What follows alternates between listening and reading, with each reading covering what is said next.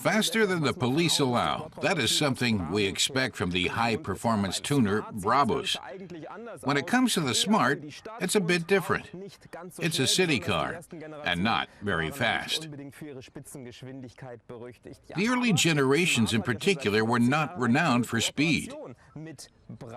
Still, Smart and Braavos have worked together for 15 years now, and they say you could even go racing with the latest Smart Braavos. Let's see what it can do.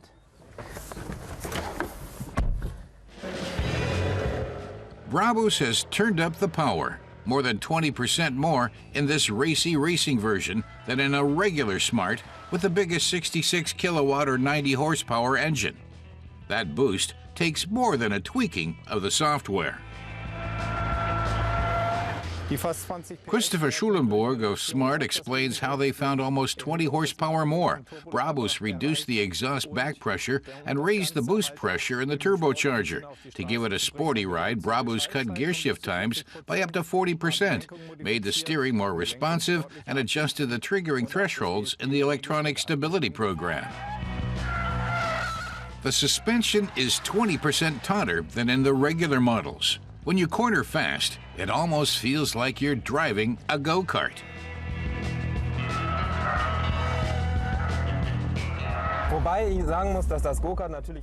Our car tester Mata says that a go-kart would hug the road a bit more.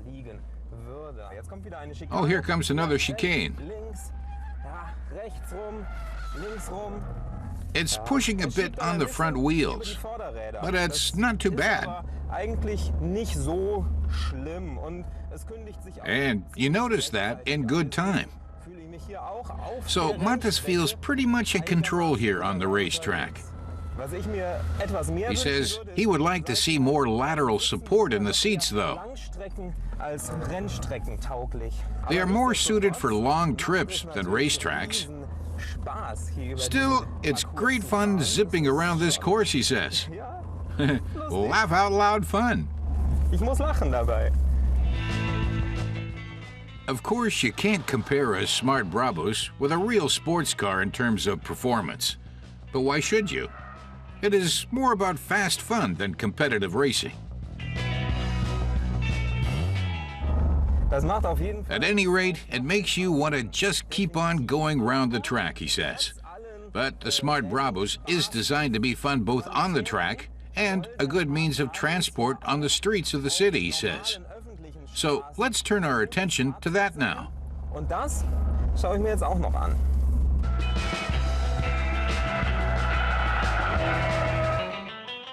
The exterior is not the same as that of its mass-produced siblings.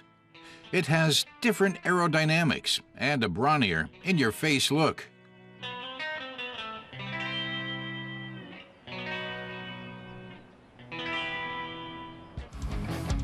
On the road, it is still zippy, but more sedate than on the track. There just aren't the same curves here. Mata says you have different requirements on a country road and on a racetrack. The very sensitive steering is great on the track, but too responsive, almost jumpy on the road. On the other hand, the seats don't give you enough support on the track, but are just fine under normal driving conditions.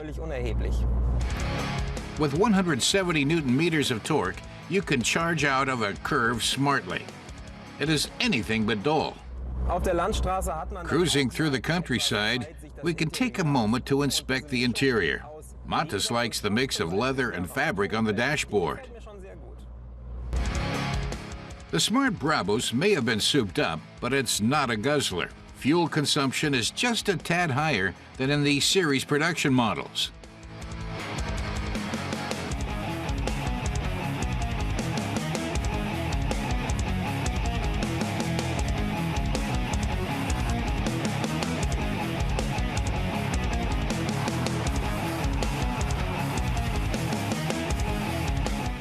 The Smart Braavos also behaves very well on the motorway. While the regular Smarts come with manual transmission, The smart Braavos comes only with a specially tuned dual clutch transmission with additional levers on the steering wheel to change gear manually, says Mattes. But that is really more suited to the track than the real world. The gears shift so well by themselves, you really don't need to get involved. This Smart is so good, you could go far with it. Except, isn't there that issue with the steering?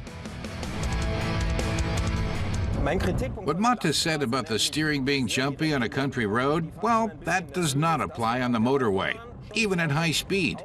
The maximum is given at 165 kilometers an hour. It's no problem with staying in your lane, even though you might make an unintentional maneuver with the steering wheel. It is really good. But we should not forget that the Smart is basically and originally a town car. The Braavos version has the same modest turning circle of under 7 meters. And it is so elegant, it blends right in here in snazzy downtown Düsseldorf.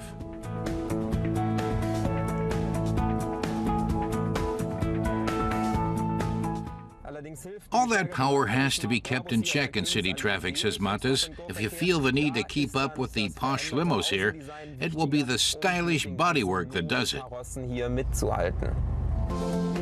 A universal problem for motorists is finding a parking place. They are in short supply almost everywhere. In that respect, it is great that the Smart is so short. So in theory, it should be easier to find a parking spot. But in practice, that would only work if everybody else drove a Smart as well.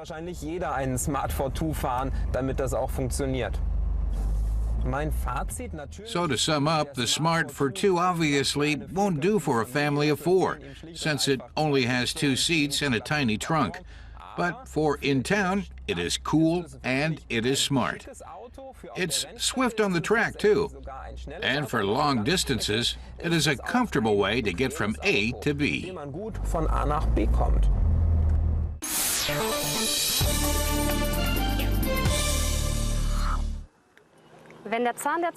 Some people fight the ravages of age with a facelift, says our car tester Michel Assenmacher. The Audi A3 is 4 years old, not really aged, but the manufacturer has improved its timeless design once again. But in cars, as with people, what really matters are the inner values. After all, the driver spends more time inside a car than admiring it from the outside. The revised A3 is a real eye-catcher, though the exterior changes are more in the details. A jagged lower edge gives the standard bi-xenon headlamps a dynamic flare, but the compact's dimensions have hardly changed. We'll test the A3 Sportback e-tron, the plug-in hybrid with an electric motor, as a second drive system. The socket to charge the batteries is hidden under the Audi rings.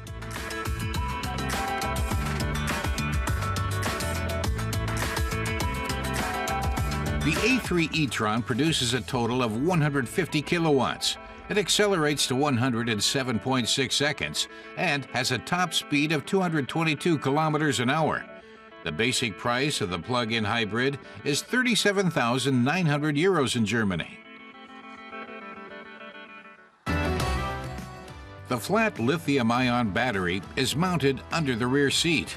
With the electric motor and additional technology, the e-tron weighs 265 kilograms, more than its conventional brother, with only a gasoline engine.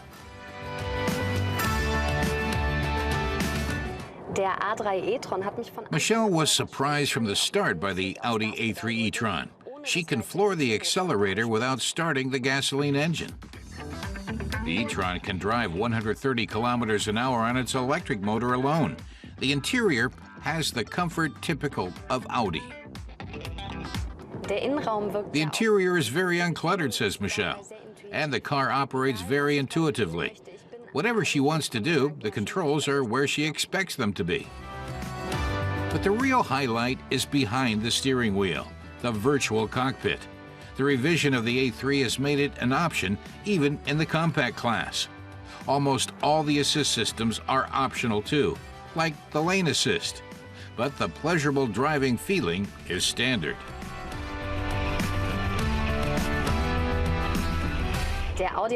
Michelle says the Audi A3 e-tron is a lot of fun on the road.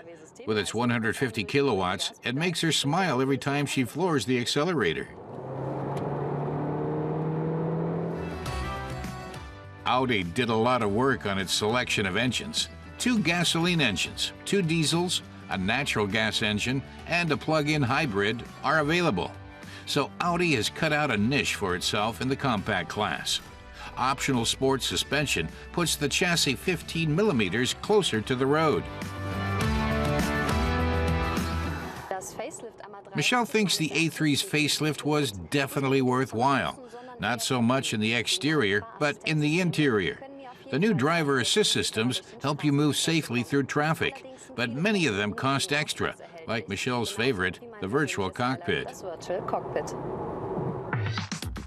And Audi won't give you that cheaply. The virtual cockpit needs the MMI Navigation Plus as a foundation. Together, they raised the price of the A3 e-tron by 2,800 euros in Germany.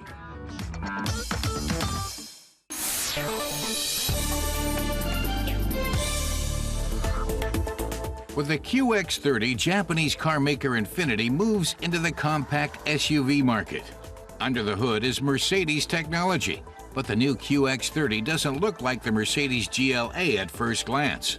It has its very own design, with a combination of a low roofline, increased ground clearance, and a crossover appearance.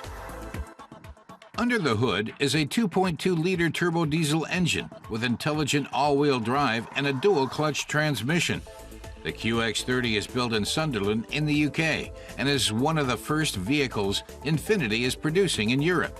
In Germany, its price starts at 38,600 euros.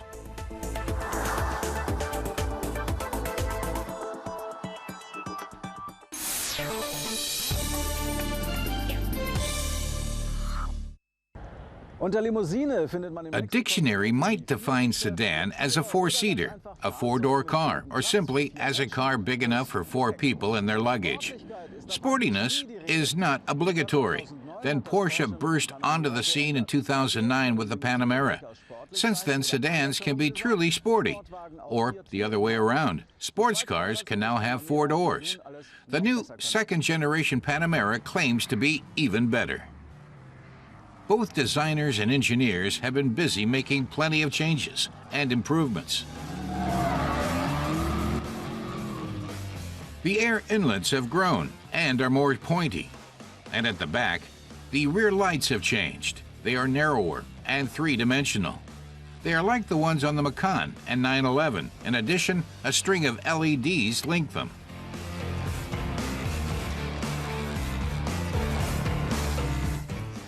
Inside, it is like an iPad sports car with loads of displays, one each on the left and right of the rev counter, which is, thank God, still analog, a big 12-inch display for the sat-nav and entertainment system, and touchpad areas around the automatic selector lever, so you can stroke your Panamera.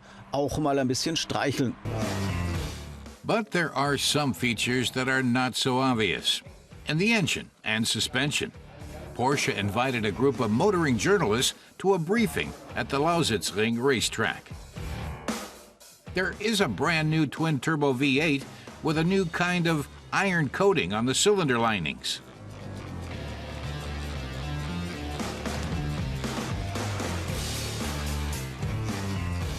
And the new Panamera is the first car to sport Porsche's new 8-gear dual-clutch transmission. It promises lower fuel consumption, smoother gear changes, and even better performance. Maneuverability is enhanced through the rear axle steering, borrowed from the 911. It is an optional extra. Matthias Leber, who is in charge of braking systems at Porsche, says rear axle steering improves cornering and makes it easier to park, with less tugging on the steering wheel. At high speed, the system aligns the rear wheels with the front wheels, which enhances stability and agility. Now we head out onto the racetrack. Here, developer Armin Kripke demonstrates what's new about the suspension.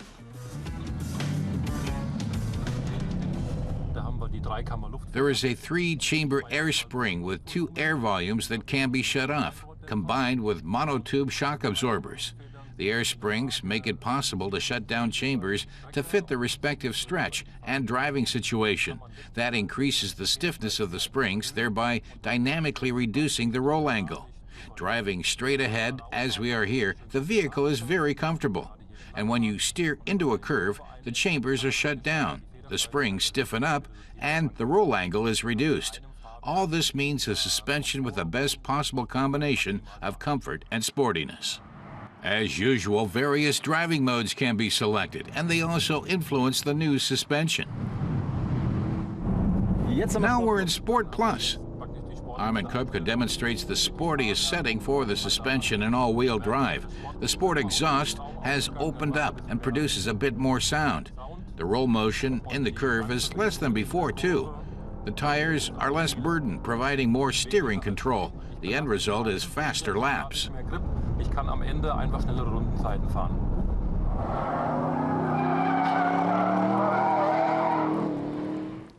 Porsche has sold more than 150,000 sport luxury sedans since 2009, even though they looked a bit overblown from the rear. Now, the rear is the best part of the Panamera. That's how you turn a weakness into a strength.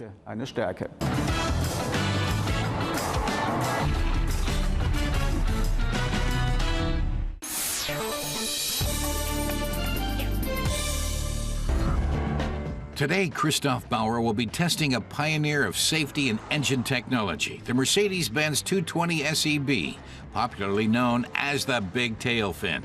The official name of this series, introduced in 1959, is W111. The most innovative model in the series shines with its elaborate fuel injection system.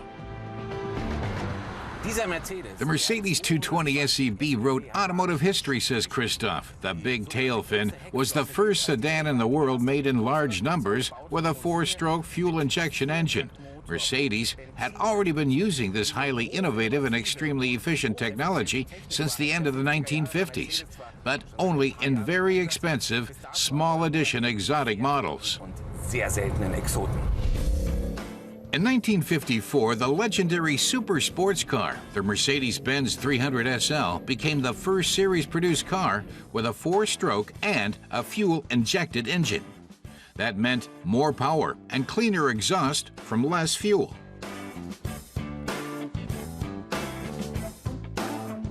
Statesman began profiting from the new technology in 1957.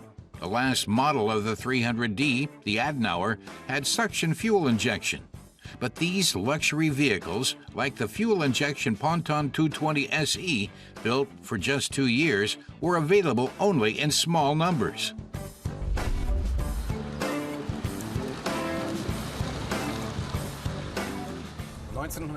The gasoline injection system went under the hood of the top model of the W111 series in 1959, says Christoph. The W111s were state-of-the-art cars and the basis for almost all Mercedes vehicles for almost 10 years. To show what this new development could do, Mercedes sent the seemingly staid premium sedan onto the toughest racetracks and rally routes in the world. In 1960, race car driver Walter Schock won the prestigious Monte Carlo Rally and the European Touring Car Championship with a 220 SEB. The sedan won the Touring Car Grand Prix of Argentina in 1961, and with a woman at the wheel also in 1962. Evie Rosqvist of Sweden left all the men in the dust. And in 1963, it triumphed at the 6-hour race on the Nürburgring.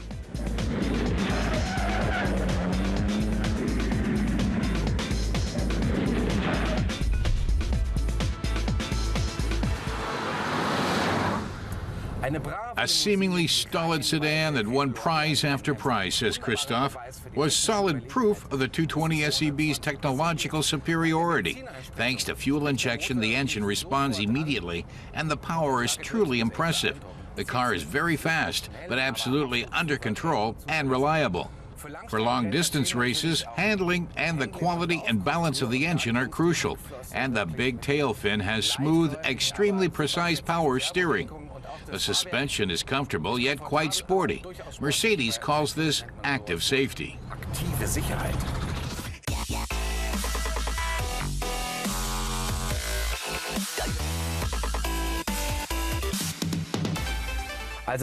The interior is built for safety too, says Christoph. For example, with the padded steering wheel and this baffle plate, padded dashboard, recessed knobs and switches, some of them made of flexible plastic.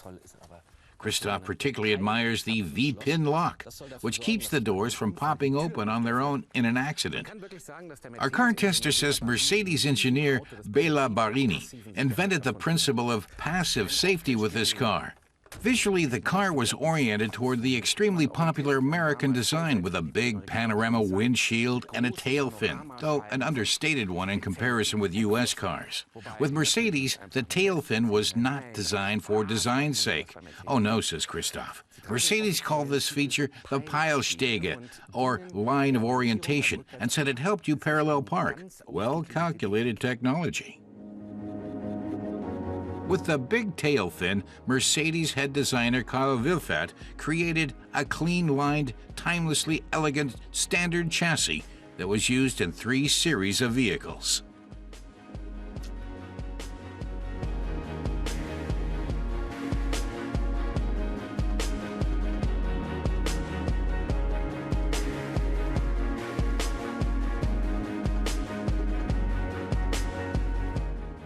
The vertical bar display speedometer was standard. Starting in 1962, the 220 SEB offered an optional automatic transmission that harmonized beautifully with the 120 horsepower engine.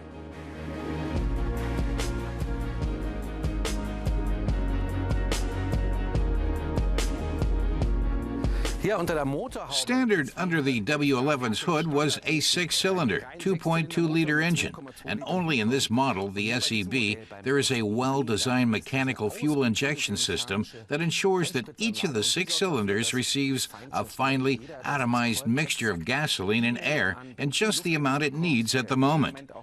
That's much more effective than a normal carburetor engine, in which the same amount of fuel is aspirated with every stroke of the piston, whether you're flooring it or just cruising along.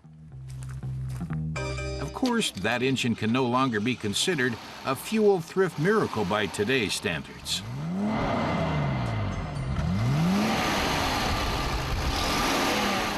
If driven aggressively, the 120 horsepower short-stroke engine will burn 14 liters or more per 100 kilometers. But it can do 172 kilometers an hour and has a powerful, sonorous sound. The 220 SEB sets high standards. Technically, the sedan was among the best cars of its time.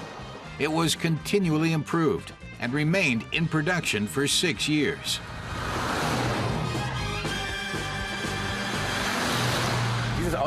Christoph says the 220 SEB revolutionized automotive safety, which can be credited to a visionary genius, Bela Barini. It's incredible how much this man invented. The crumple zone, side impact protection, the safe passenger cell, the multi-piece collapsible steering column, and so forth. This genius held 2,500 patents. Barini is also considered the inventor of the intensive crash test. He set cars up ramps, simulated rollovers, and meticulously tested every safety feature using dummies.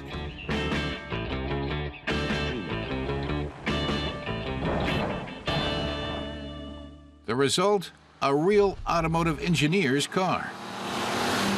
The Mercedes tail fin really sets standards, Christoph says. Its safety concept with a crumple zone and reinforced passenger compartment have become fundamental features of car construction. Almost 300,000 W111s were sold, 66,000 of them as 220 SEBs with trailblazing fuel injection. That's the technological standard today. You rarely find a car that combines so many innovations. So the Mercedes 220 SEB is truly a milestone of automotive history. Thanks to the tail fin, Mercedes-Benz built the safest cars of the 1960s, a reputation the brand still profits from today.